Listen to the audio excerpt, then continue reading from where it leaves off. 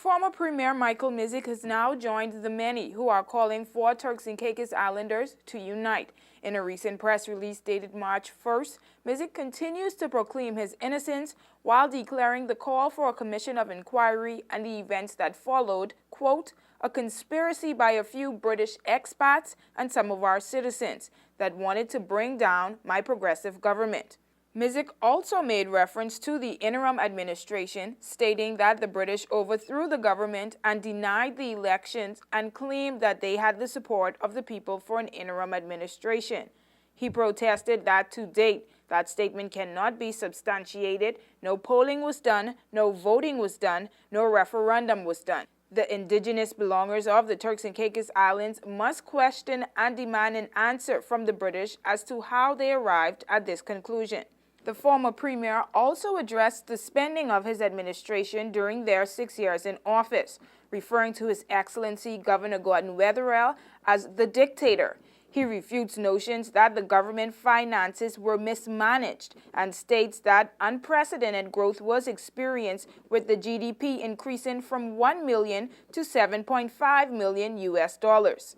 We gave thousands of acres of land to our people to empower them, and I make no apologies for what we have done, stated Misick, while noting that the tens of millions of dollars that was spent on scholarships was to educate the young people to come home and take their rightful place, and on health to ensure that no one died because they could not afford to be treated.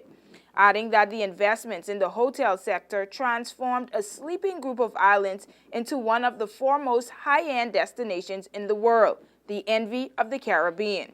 Included in the 3-page press release was a breakdown of his interpretation of the governor's recent report, a breakdown that included an increase and introduction of various taxes, replacing Turks and Caicos Islanders with British civil servants, and the controversial enlarging of the franchise. He ended the release by stating, I call on all Turks and Caicos Islanders, churches, political parties to put our differences aside and unite to fight the common enemy, the British. They have divided and conquered us. Let's show that we are wise and we will not be defeated. We are, after all, one people. There is strength in unity, and if we unite, we can peacefully defeat the British Empire, as the great Indian statesman Mahatma Gandhi did.